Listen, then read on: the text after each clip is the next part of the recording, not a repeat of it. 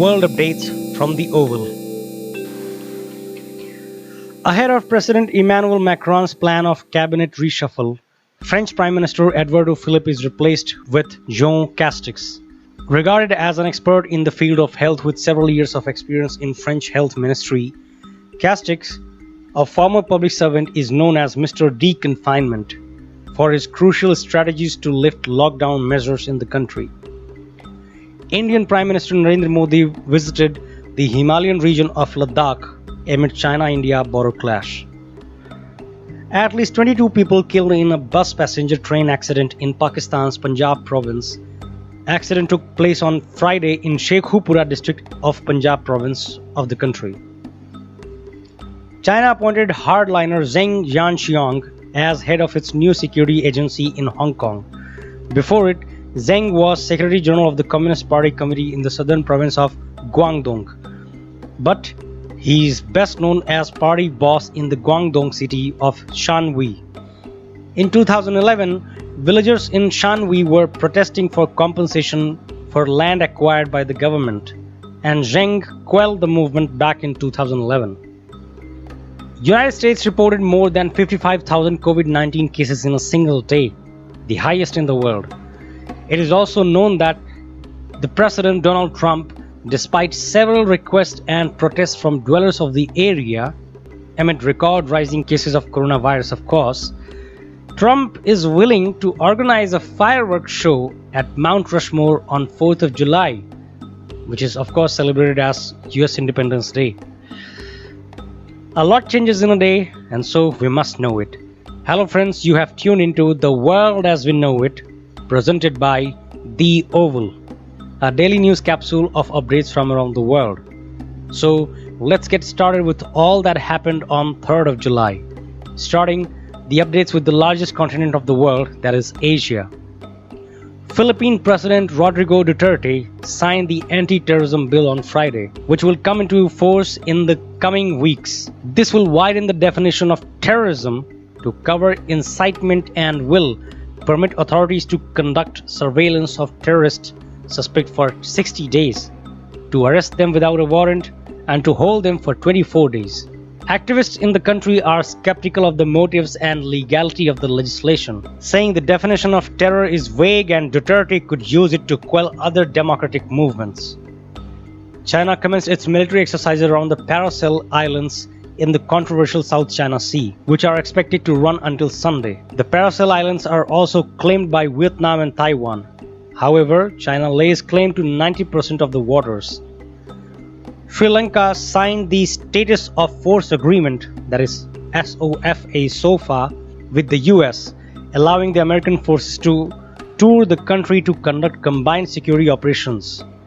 SOFAs are multilateral or bilateral agreements that lay down the framework under which US military operates in a foreign country and how domestic laws of the foreign jurisdiction apply toward US personnel in that country.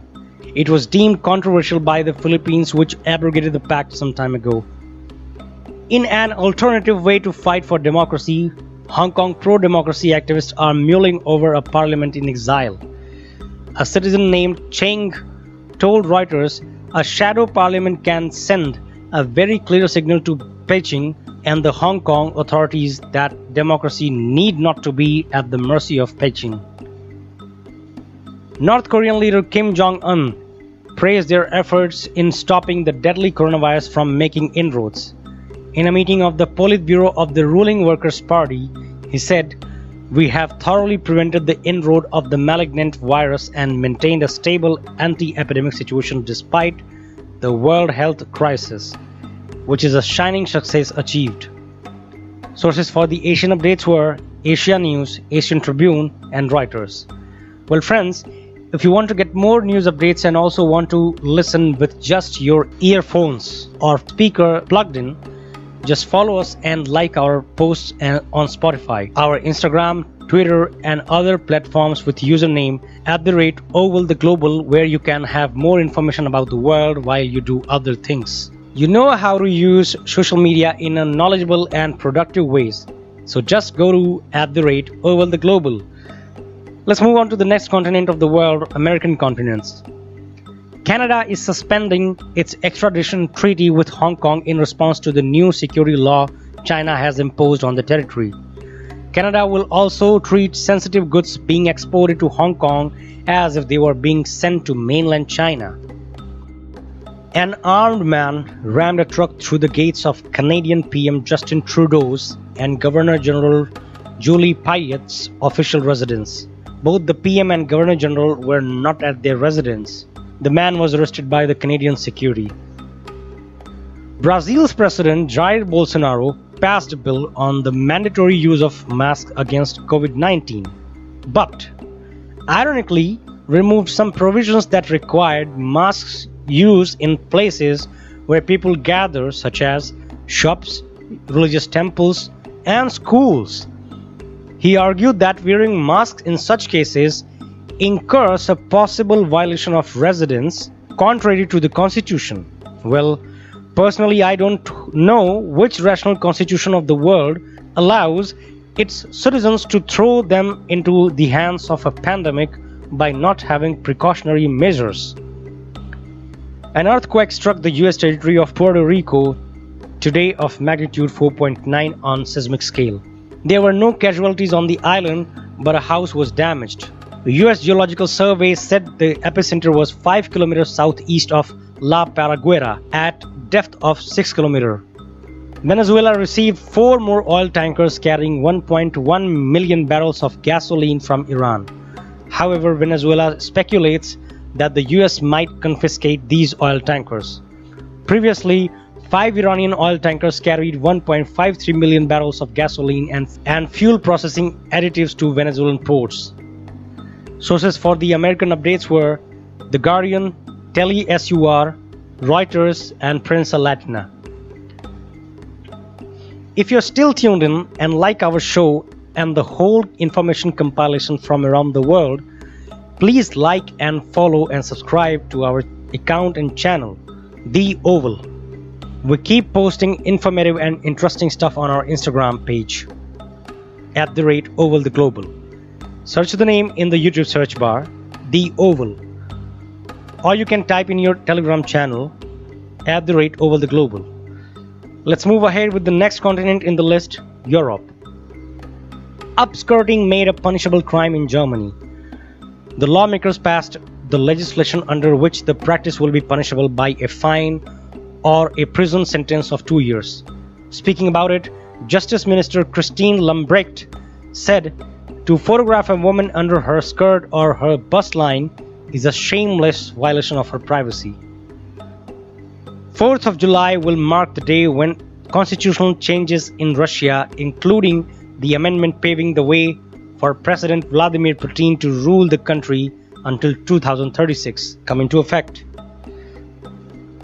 37-year-old Safia Sheikh, a British woman who converted to Islam in 2007, was sentenced at London's Old Bailey for plotting a suicide attack, London's St. Paul's Cathedral. European Union launched a legal action against Greece and Italy for violating passenger rights, as both offered vouchers instead of reimbursement to its passengers and now have 2 months to reply. An additional €2 billion bill might be slapped on the United Kingdom as a result of a 21% increase in the pension liabilities of European Union officials. The requirement to pay its share of liabilities for pensions of European Union civil servants is part of the roughly €39 billion of commitments that London agreed to settle as part of the withdrawal agreement, which was passed in January. Sources for the European updates were Deutsche Welle, The Irish Times, South China Morning, New Europe, and Euractiv. Let's move on to the next continent, Africa. A Bora Bora rider in Uganda died after he set himself ablaze on being asked for a bribe for the release of his vehicle by the police. Hussein Walugembe's bike was seized in the southwestern district of Masaka on Monday. Some riders alleged that officers had demanded a $40 bribe from Walugembe to release his vehicle. According to police, he had lent his bike to a friend who was caught ferrying a passenger on Monday. Carlos Ahencora, Deputy Trade and Industry Minister of Ghana resigned for breaking coronavirus self-isolation restrictions after testing positive for COVID-19. Some even called for prosecuting the minister. Former marathon world record holder Wilson Kipsang was slapped with a ban of 4 years for anti-doping rule violations. According to the World Athletics, Kipsang between April 2018 and May 2019 had missed 4 whereabouts appointments. Kipsang clarified that he missed a test in May 2019 because of a traffic accident and even provided a picture of the crash, which was found to be from August 2019. In an ambush on Thursday, 9 million soldiers were killed in Gurari, one of the villages where armed men killed about 30 civilians the day before. They were sent there to bury the dead. Sierra Leone's doctors treating COVID-19 patients went on a strike over unpaid bonuses among the other grievances. The doctors claimed that they were promised a hazard pay for their work during the outbreak, but the pay has not come yet. Sources for the African updates were BBC News and Al Jazeera. And coming to the last region of today's updates is Middle East. An explosion in the largest fireworks factory of Turkey in the northeastern state of Sakarya has caused at least 4 people's death and injured at least 97 more. 2 male staff members of a UN peacekeeping mission of Jerusalem-based United Nations True Supervision Organization, that is UNTSO, have been suspended due to sexual misconduct convictions. A video circulated showed a woman and a man in the backseat of UN-marked vehicle. Renegotiation may take place between Egypt and Ethiopia on the issue of the Grand Ethiopian Renaissance Dam over the Nile River. Irrigation and Water Resources Minister of Egypt, Mohammed Abdel Atte, expressed in an interview that the country is proposing very flexible settlements with Ethiopia. Egypt, the third most populous country in Africa with a population of 102 million, depends on the Nile for its water needs. Ethiopia, the second most populous country in the continent with a population of 114 million, says it has built the dam to help meet its energy needs and does not wish to affect its neighbors' water supplies. The Russian embassy in Libya will be reopened, but with its head temporarily based in neighboring Tunisia. Russian Foreign Affairs Minister Sergei Lavrov proclaimed Interfax news agency about the resumption of the embassy. Russia had evacuated its diplomat from Libya in October 2013 after gunmen tried to storm its diplomatic mission in Tripoli. Taner Kilik, who was the ex-head of the Amnesty International in Turkey, was sentenced 6 years in jail on alleged terrorism-related charges. Another former senior Amnesty official in Turkey, Idil Eser, was jailed for 2 years by the Istanbul court. Kilik has been in and out of jail since 2017, when he was first arrested accused of links to the US-based cleric Fethullah Gulen, an ally turned enemy of Turkish President Recep Tayyip Erdogan. The Turkish government blames Gulen for the failed 2016 coup attempt. Sources of the updates from the Middle East were TRT World, Reuters, Middle East Monitor, TASS, and Middle East Eye. @OvalTheGlobal.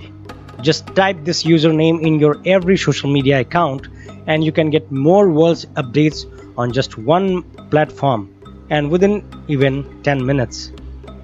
If you liked our content, please like, follow, subscribe, and more importantly, share it with all the people you know. Propagation of knowledge is equally important with its knowing. Check out and follow our Instagram, Twitter, Facebook, Tumblr, Telegram, and every other social media accounts at the handle @OvalTheGlobal. Also, if you have any suggestions, be our guest. We heed over the comments. Thanks a lot for listening to us. Keep reading and keep knowing, because only knowing cures most of our problems.